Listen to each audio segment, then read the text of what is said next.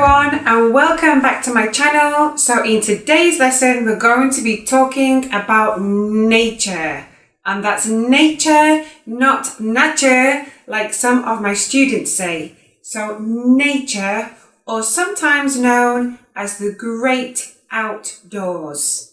Okay, so the idea of this lesson is to look at some vocabulary related to nature, and then we're going to look at some adjectives that we can use to describe nature. And then finally, I'm going to ask some questions to try to make this a bit more interactive and to give you the possibility of answering the questions, obviously on your own, and therefore you can practice using these words and using the new vocabulary and therefore get better. Okay, so to begin with, we're going to be looking at some vocabulary. So nature, as I said before, we sometimes say the great outdoors, okay? We also have greenery.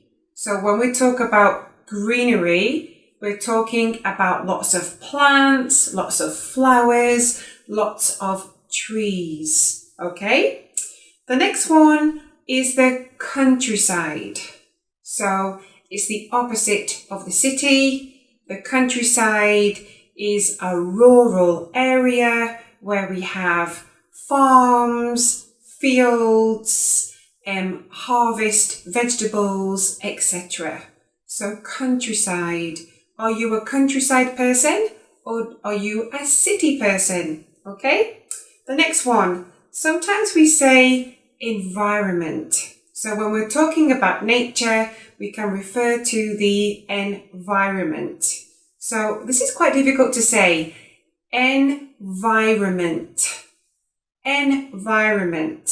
Okay? Vegetation. Vegetation. Another difficult one. So vegetation refers to, again, plants. Okay. Bushes. Bushes. Branches. Trees have branches. Flower beds. I really love flower beds. Allotment. Allotment. It's very trendy to have an allotment at the moment, especially an urban allotment. So an allotment is a piece of land that usually you rent from your local council, and with this plot of land you can grow whatever you like, vegetables or fruit, etc. So this is an allotment and it's become very trendy. Okay, plant pot. So in my garden I have a lot of plant pots. Soil. Soil. This is what you have to put inside the plant pot to make the plants grow. Okay, a greenhouse. So a greenhouse is a glass house that is made for growing plants like tomatoes or strawberries. A greenhouse. A watering can. A watering can for watering your plants. And sometimes if you don't have a watering can, people use a hose or a hose pipe. So you can say hose or hose pipe. Okay, a lawn mower. A lawn mower. This is for cutting the grass. Okay, and the last one is a garden shed. Lots of people in England have gardens, and it's very common at the bottom of your garden to have a garden shed where people keep the lawnmower, the watering can, or maybe the hose pipe.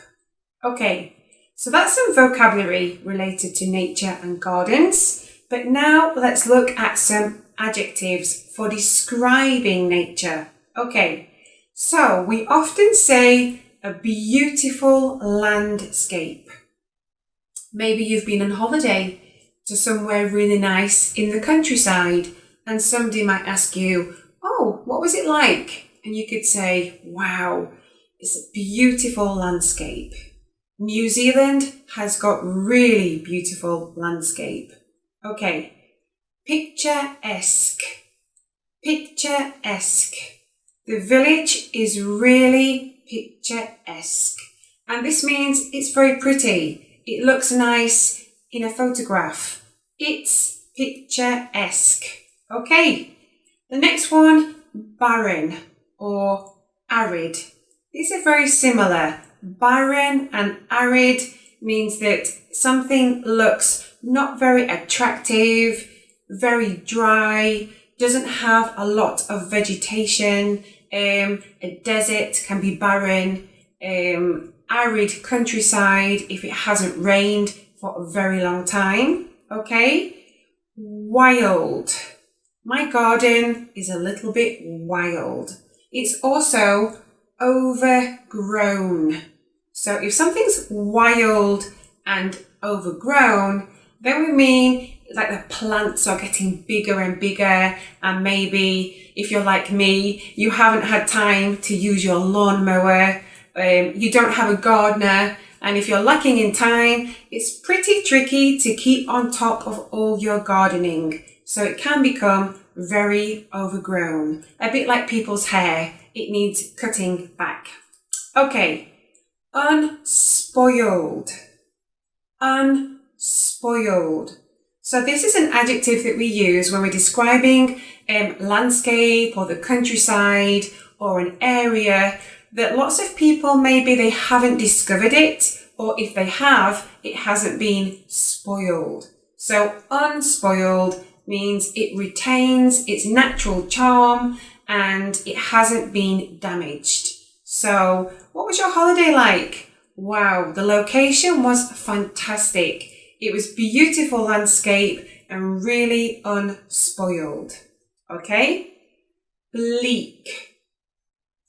Bleak. A bleak landscape. So bleak would refer to an area that again doesn't really have much growing, or perhaps because of the season it looks bleak. Like in the UK in the winter months when all of the leaves come off the trees and the plants aren't growing, everything's kind of a bit dull. It's a bit bleak, a bit grey, a little bit depressing, a bit bleak, okay?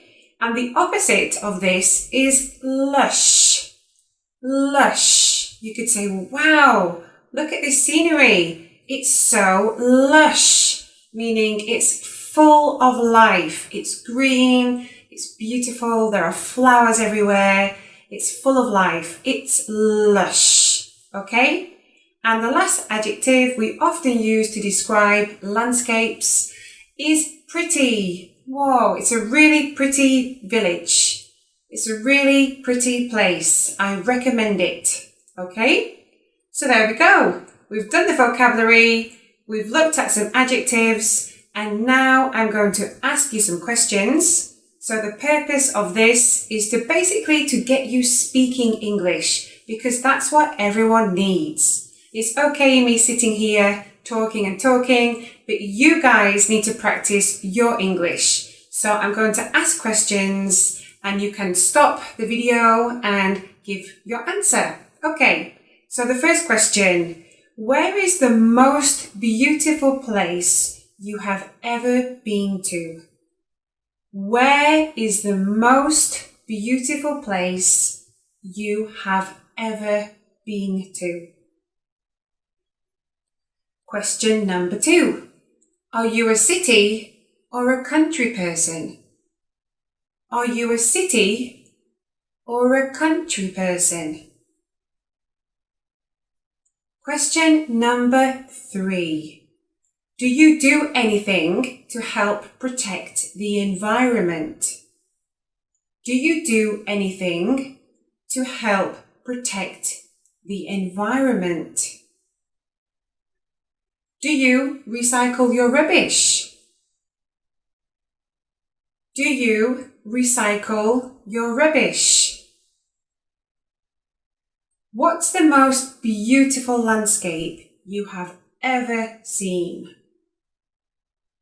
What's the most beautiful landscape you have ever seen? Where's the worst place that you have ever been to? Where's the worst place that you have ever been to? What do you like about your country's nature? What do you like about your country's nature? Do you have a garden? Do you have a garden? Do you like gardening? Do you like gardening? Mountains or beach? Which do you prefer and why? Mountains or beach? Which do you prefer and why? Okay, now a serious question.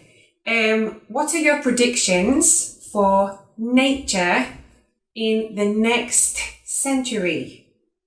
What are your predictions about nature for the next century? Do you believe in climate change and what can we do about it? Do you believe in climate change and what can we do about it? Okay, describe your local park. Describe it. Describe your local park.